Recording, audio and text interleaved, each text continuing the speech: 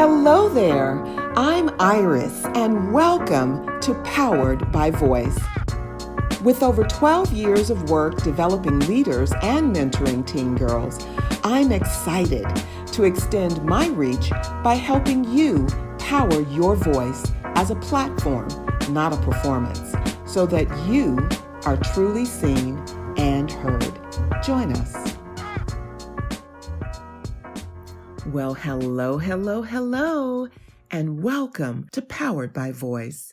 My name is Iris, and it is such a pleasure to have you with us today. Let's talk about emotional intelligence. Now, this is the grown-up stuff that can actually be learned earlier in life, I'll say. So here's a question. How well do you know yourself? And how much time do you spend with you? If you're not sure, or if these questions feel uncomfortable, this episode is for you. So let's get powered. There is a saying, "To thine own self be true." This is actually a line from Act 1, Scene 3 of Shakespeare's play, Hamlet.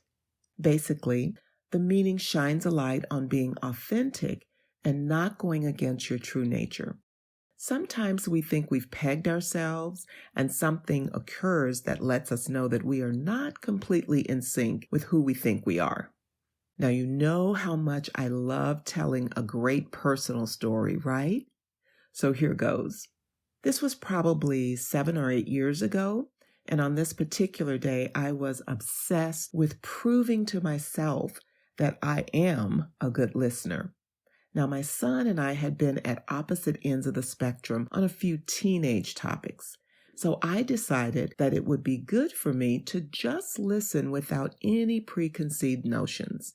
Now, this part is special. On occasion, my son has said that I'm not a good listener. Can you imagine? So I truly wanted to be there for him in this moment and to have an opportunity to learn. So I came up with this crazy idea that I would take my phone into his bedroom, secretly turn on the recorder, this is just for me, mind you, and engage him in conversation about what was on his mind.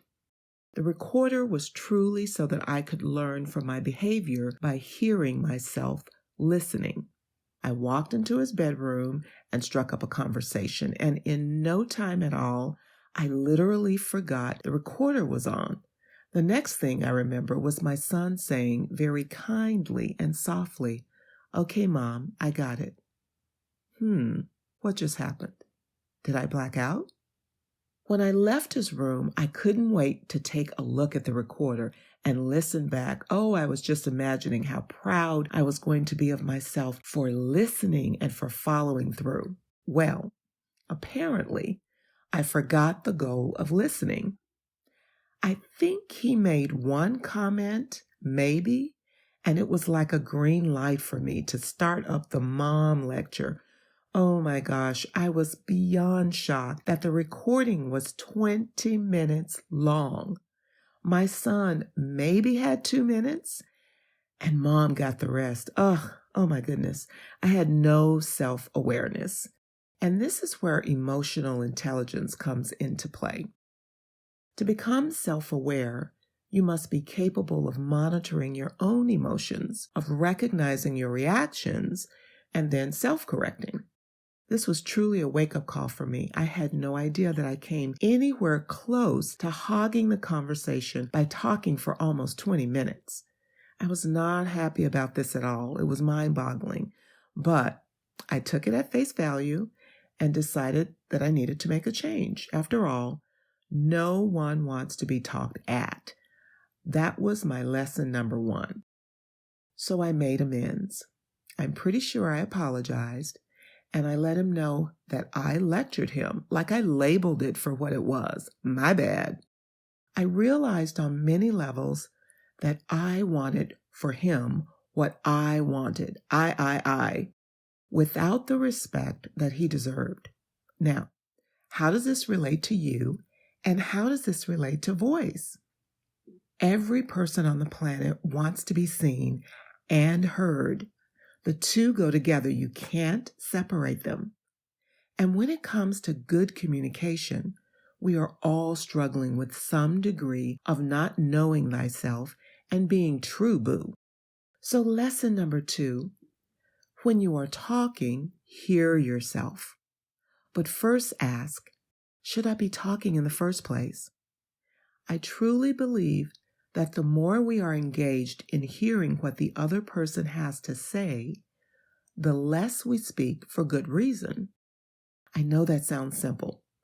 Sometimes it's okay to say, I hear you. And then there are those times when you may be unsure of yourself, like I was, and you talk too much. There is no clarity in your voice when you don't hear yourself talking. I was cocky, quite frankly. Cocky enough to think that my conversation with my son was about him.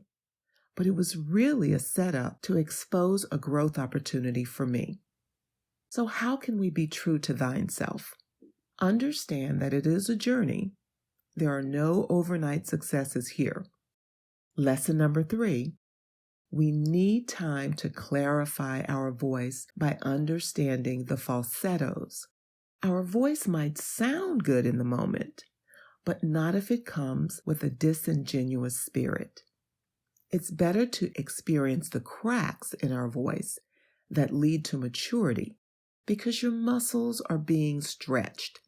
As a singer, I know about stretched muscles, and I distinctly remember a very embarrassing incident when I did not allow my voice the time it needed to rest before my solo. I assumed that I could just sing without giving thought to my headspace just before performing, so I was multitasking up until the moment before I stepped onto the stage. And my voice cracked. I was on mic, y'all. Pushing to the point of strain is never wise, and is often hypocritical because we're trying to prove something. Drop the mic on that one. All of a sudden, I felt like I was back in my son's bedroom. Can you say cocky? Some of our great lessons learned repeat themselves so that we have the opportunity to monitor our emotions and recognize our reactions. To know thyself, you must be present enough for old information to reveal itself anew. That keeps us honest. And remember, it's been said that if you are true to yourself, then it naturally follows that you will be true to others too. So let's reflect using our mantra. 3 simple questions we ask of you. What are your first impressions of today's discussion? How does this make you feel? And what sparked your curiosity? Until next time, ciao for now.